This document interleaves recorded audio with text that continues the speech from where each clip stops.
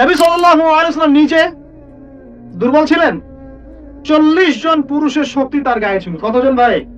আরে আল্লাহু আকবার। কোরআনে কিন্তু নেতৃত্বের দুইটা বৈশিষ্ট্য বলা আছে। কয়টা ভাই? তালুতের কথা মনে আছে? তালুত আর জালুত সূরা কোন সূরা আছে বলেন? কেউ বলতে পারবে? এই যুবক ছেলেরা বলো, কোন সূরা আছে? মাশাআল্লাহ, সূরা বাকারায়। বনু ইসরাইল মুসা আলাইহিস সালামের পরের নবীকে বলছেন, ওই নবীটা ইউশা বিন নুন, যে হে নবী, আমরা আল্লাহর পথে জিহাদ করতে চাই। কি করতে চাই? ইউশা বিন নুনকে বনু ইসরাইল বলছে, আল্লাহর পথে আমরা যুদ্ধ করতে চাই, আমাদের জন্য নেতা দাও একটা। তখন ইউশা বিন নুন বলছে, আমি যদি নেতার জন্য দোয়া করি, তোমরা তো আবার পৃষ্ঠ প্রদর্শন করে পালায় যাবা, তোমাদেরকে চিনি ভালো করে, আমরা তোমাদেরকে ভালো করে চিনি। তখন বনু ইসরাইল বলছে, না, আমরা এটা করব না। কেন করব? ওয়াকাদ উখরিজনা মিন দিয়ারিনা, আছে না সূরা বাকারায়? আমাদেরকে আমাদের ঘর বাড়ি থেকে বের করে দেওয়া হয়েছে, আমরা কেন পিছিয়ে পড়বো? তখন আল্লাহর কাছে তিনি দোয়া করলেন, আল্লাহ পাক তালুতকে নেতৃত্ব দিলেন। কাকে? তালুত। আর এই যে তালুতকে নেতৃত্ব দিয়েছেন, এই নেতৃত্ব দেওয়ার পর আল্লাহ পাক বললেন যে তালুতকে আমি দুইটা স্পেশাল গুণ দিয়েছি। কয়টা ভাই? তার মানে নেতৃত্বর স্পেশাল গুণাবলী কয়টা? একটা হচ্ছে জিসমান, তালুতকে আমি দিয়েছিলাম শারীরিক শক্তি, ফিজিক্যাল স্ট্রেংথ, শারীরিক শক্তি। আর এখন বহু নেতা সমাজে দেখাতে হাঁটতেই পারবো। নেতা হওয়ার আগে আগে ফিজিক্যাল স্ট্রং হতো, তাই না ভাই? ফিজিক্যাল স্ট্রং না হতে পারলে নেতৃত্ব দিতে পারে? ফিজিক্যাল স্ট্রেংথ হচ্ছে প্রথম শর্ত। সে সুস্থ ছিল এবং শারীরিকভাবে অনেক শক্তিশালী ছিল। কে? কার কথা বলছি? যুগে যুগে সমস্ত নেতৃত্ব দেখেন। ওমর ইবনুল খাত্তাব শারীরিকভাবে দুর্বল ছিল, ফিজিক্যাল স্ট্রেংথ ছিল। কোনটা? স্ট্যামিনা কেমন ছিল?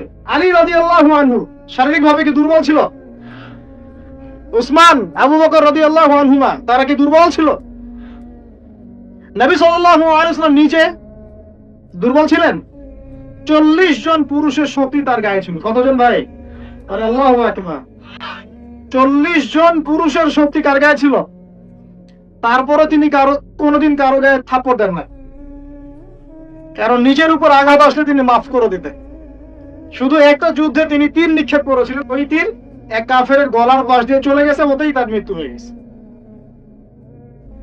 ওতেই নবী সাল্লাল্লাহু আলাইহি ওয়াসাল্লামের মনেও যদি কষ্ট দিত, আল্লাহ পাক তাকেও পাকড়াও করতেন, আযাব দিতেন। নবীজি না বললেও আল্লাহ পাক তাকে পাকড়াও করতেন। যাই হোক, তাহলে তালুতকে প্রথম যে গুণাবলী দেওয়া হয়েছে নেতৃত্ব, সেটা কি? জিসমান, শারীরিক শক্তি। তার মানে এখন যারা এটা হতে চান, আগে ফিজিক্যালি স্ট্রং হবেন, ভালো ভালো খাওয়া দাওয়া করবেন, হালাল টাকায়, হারাম টাকায় না, জিম করবেন, হ্যাঁ, বক্সিং টক্সিং প্র্যাকটিস করবেন, রেসলিং খেলবেন, হ্যাঁ, কুস্তি করবেন, মানে ফিজিক্যালি স্ট্রং হওয়ার চেষ্টা করবেন। আর এইগুলো করো তো ভালো, টিকটক চালানোর চাইতে।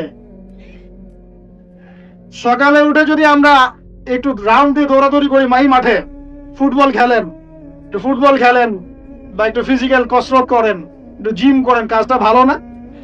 এটা ওই টিকটক আছে ভালো না? বসে বসে ফেসবুক কোথানো আর এই যে পর্ন দেখাচ্ছে ভালো না? এই জন্যই বলি এগুলো ভালো, এগুলো করেন, তা ওইগুলোতে যান। এটা হলো 1 নম্বর জিসমান, মানে ফিজিক্যাল স্ট্রেংথ। 2 নম্বর ইলমান, জ্ঞান।